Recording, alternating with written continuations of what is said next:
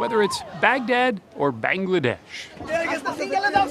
Gaza or Guatemala, the plight of those looking for a better life has only intensified the debate over immigration in this country. Last year, we told you about one Iraqi immigrant, a friend of mine who had made the leap.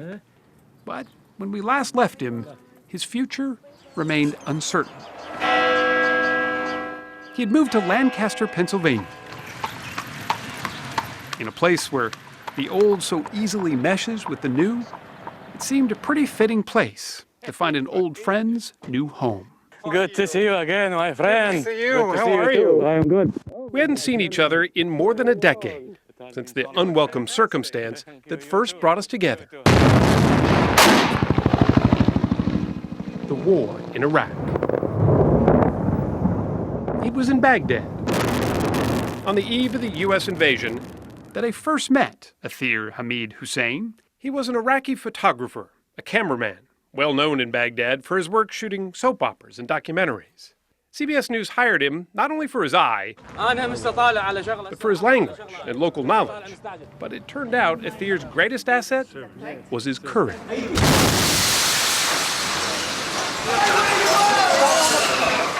When the UN headquarters in Baghdad was attacked in 2003, Athir was inside. He kept his compassion, his composure, and his camera rolling. After the blast happened, everything became dark, too dark. Even I can't see my hand. All of the people around me, laying in the floor, some of them dead, some of them injured, some of them crying, some of them screaming. Only me, I am good. He led people to safety using the light on his camera. But it wasn't just the violence he covered. In his battered Volkswagen Bug, we'd go bouncing around Baghdad to find the touching, too. We found the Baghdad Symphony, getting back to playing music again.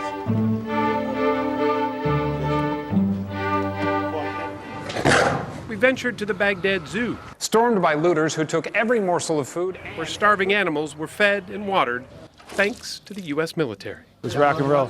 All the way to the building. All the way. Shoulder. And we went to a hospital maternity ward to witness the first of a generation not born under the dictatorship of Saddam Hussein. Nice memories. Nice. They are. They are nice. Even they are. It was a tough time, difficult, but when you remember, when you see them, remember that you think you did something. We did do something. Yes, didn't we did. We did something, yes, for sure. But it all came with a price. Any Iraqi working with Westerners soon became a target. Athir's brother, who worked for a local TV channel in Baghdad, was murdered. It was a big shock for us, and it was a big sign for me. Some people told me, you will be the next, so take care. They told you you'd be next. Hey, so take care and leave the country better for you. Baghdad would always be their hometown, but it was too dangerous to be home any longer.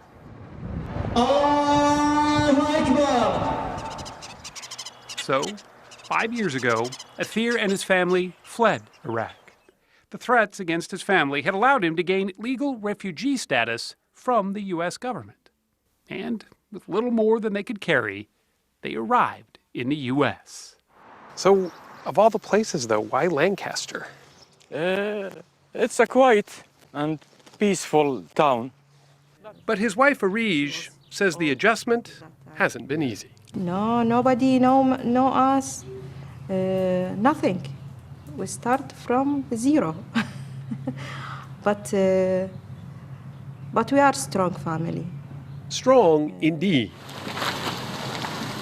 But the price of their much-deserved peace meant they couldn't return to Baghdad, not even when Athir's mother passed away. I couldn't say goodbye to her because I was here. It made me cry for 3 days. But what should I do? Athir also lost his job as a cameraman.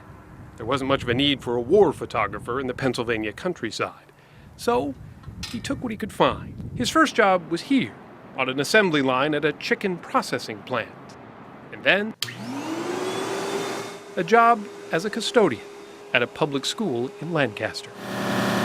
His college degree was of little consequence in that job, nor is the fact that the images his camera once captured were seen by millions. His station in life had indeed changed. And when we last visited, it was a reality that brought him to tears.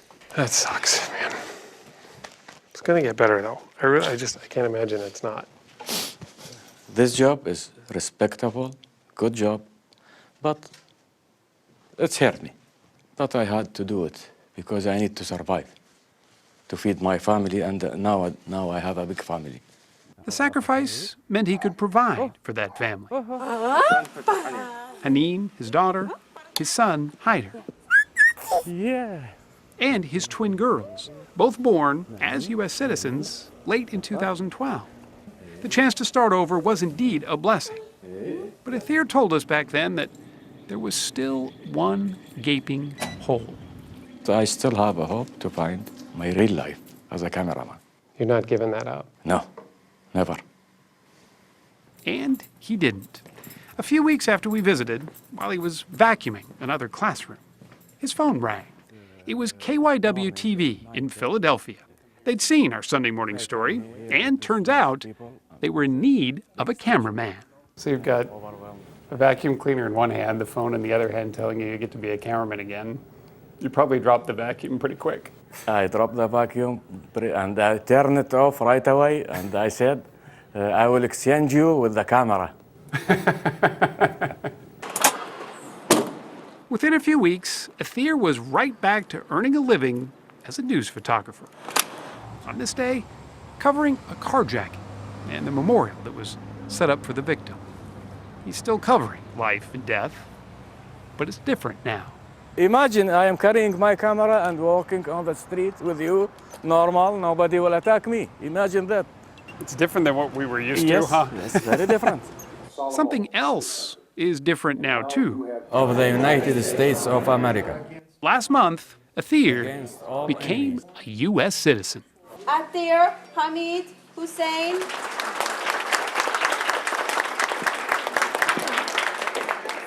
And 2 weeks later, he watched his wife Arij become a citizen as well. Thank you. I can tell this is not the ending. This is just a beginning for our story, for our life, for our kids. What time should I leave? But there are still a lot of challenges ahead. Athir's job is only part-time at the moment. There are few benefits and no health insurance. Not yet.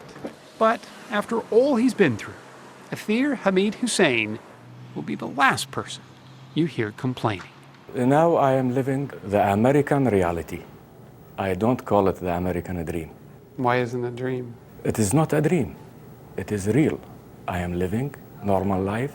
I have a good family, good job. So it's real. It's not an American dream. It's an American reality.